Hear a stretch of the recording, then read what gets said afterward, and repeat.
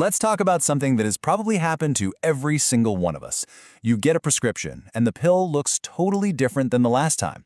How can you possibly know that it's going to work the exact same way? Well, today we're going to pull back the curtain on the incredible science that proves it will.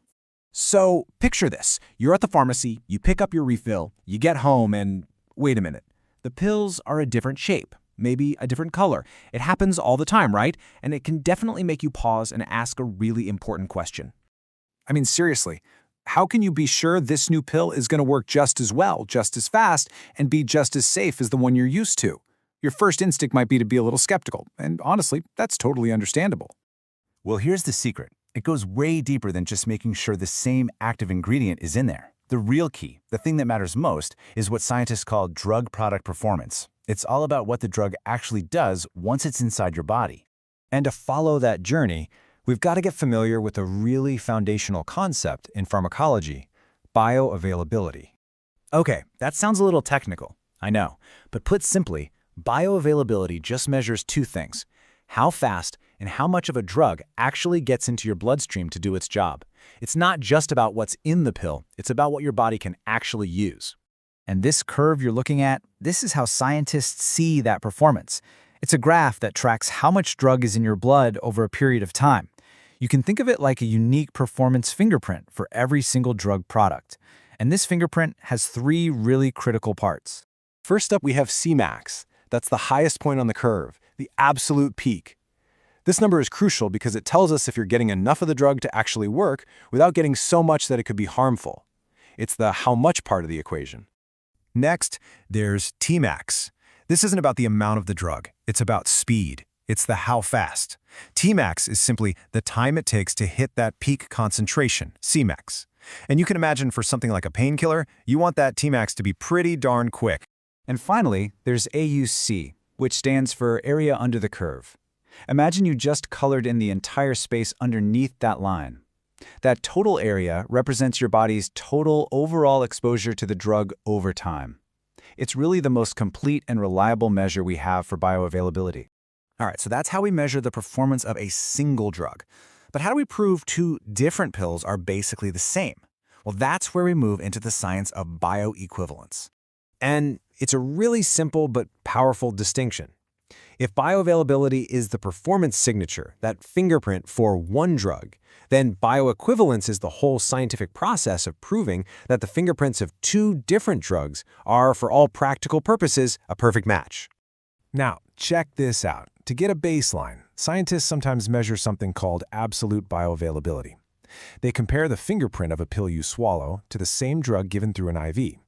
Since an IV drug goes straight into your blood, it's 100% bioavailable by definition.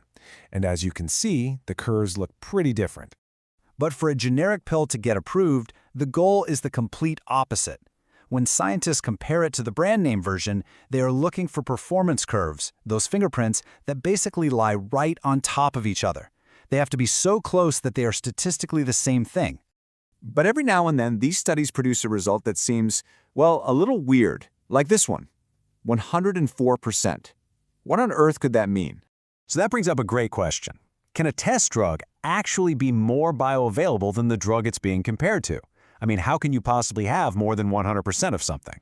And the answer is, yeah, you can. It's not magic, and it doesn't mean the drug violated the laws of physics.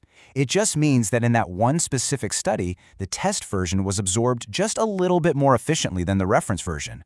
It's all relative to what you're comparing it to. Now, it's really easy to think that this whole process is just for getting generic drugs approved. But the truth is, this science of sameness is used all the time, even for the big brand name drugs you know. This kind of performance testing is absolutely essential at so many different stages. Of course, it's used to approve generics, but it's also used when a drug company changes its formula between early clinical trials and the final pill that goes to market. And it's even required anytime a manufacturer makes a big change to how they make a drug, even years after it's already been selling. Here you can really see the two paths side by side. On the left, you've got the long road for a brand new drug, full of massive safety and efficacy studies. On the right, the path for a generic is much shorter, because it can prove it's the same by showing bioequivalence. But notice, both paths rely on these crucial performance studies. So, how exactly do scientists run these tests? Well, they don't just have one trick up their sleeve.